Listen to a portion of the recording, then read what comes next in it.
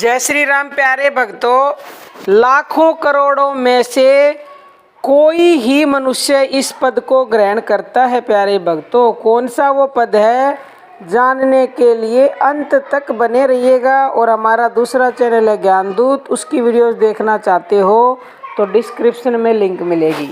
लाखों मध्य है नहीं, करोड़ों मध्य देख।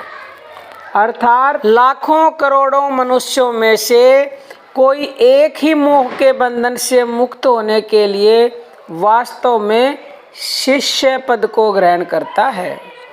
गुरु धारण करना बड़ी बात नहीं, बड़ी बात तो मरण पर्यंत शिष्यता को निभा देना है। शिष्य तो बहुत हैं, परंतु शिष्यता को निभाने वाला कोई ही होता है। कई लोग 10, 20 या 100-50 रुपए की सेवा करके अपने को बड़ा भक्त समझ लेते हैं।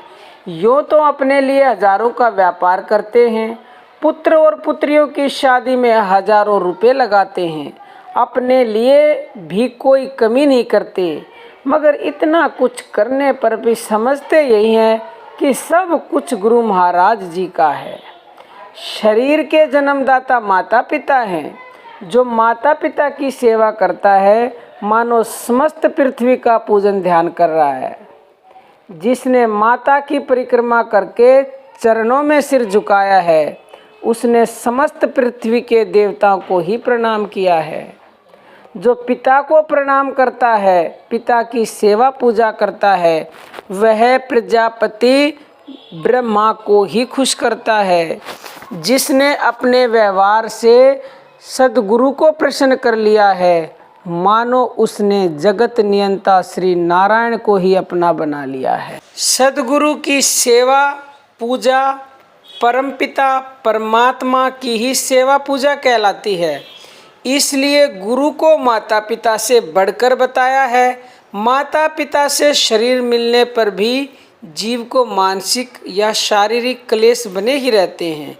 माता पिता पुत्र के कर्म भोग को नहीं टाल सकते, परंतु ज्ञानदाता गुरु का दिया हुआ जन्म दिव्य होता है। गुरु ज्ञान देकर कर्म और जन्म मरण के बंधन से मुक्त कर देते हैं। हमारे अनेक जन्मों में अनेक माता पिता बने होंगे, परंतु वे सभी हमसे छूटते गए, पर सद्गुरु का साथ कभी नहीं छूट सकता। सच्चे माता पिता तो एक गुरु ही हैं।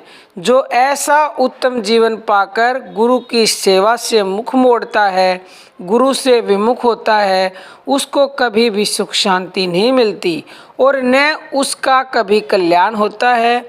गुरु की सेवा से सभी देवता पितृ और ऋषि प्रसन्न होते हैं।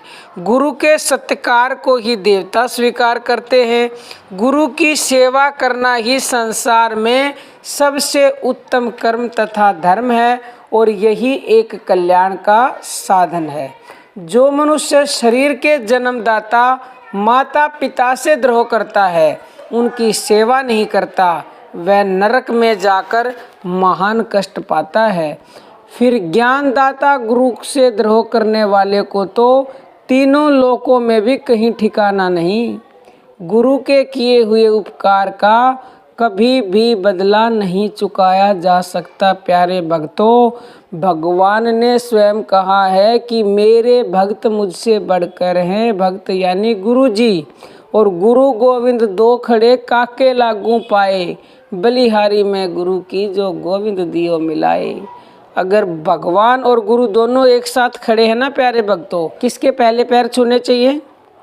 कई मनुष्य कहेंगे भगवान के, लेकिन नहीं, पहले गुरु के पैर छूने चाहिए। क्योंकि अगर गुरु ना होते तो गोविंद से कौन मिलाता? तो पहले गुरु के चरण छुओ, फिर भगवान के छुओ। भगवान भी खुश होते हैं इस बात से। तो प्रेमी भक्तों, ये हमने अपने लिए कुछ भी नहीं कहा। कहीं आप सोचो कि आप अपने लिए बोल रही है माता जी, नहीं। कोई भी आपके गुरु हैं, सब गुरुओं के प्रति आपकी श्रद्धा होनी चाहिए। गुरु के वचनों में पूर्ण विश्वास होना चाहिए अगर आप आगे बढ़ना चाहते हो तो। प्यारे भक्तों, किसी भी प्रकार से लेकिन किंतु परंतु नहीं करना है गुरु के सामने, क्योंकि गुरु ही आपको गोविंद से मिलवा सकते हैं। गुरु आपको भव से पार लगा सकते हैं। तो प्यारे भक्तों अब हम अपनी वाणी को विराम देते हैं। जय श्री राम प्यारे भक्तों।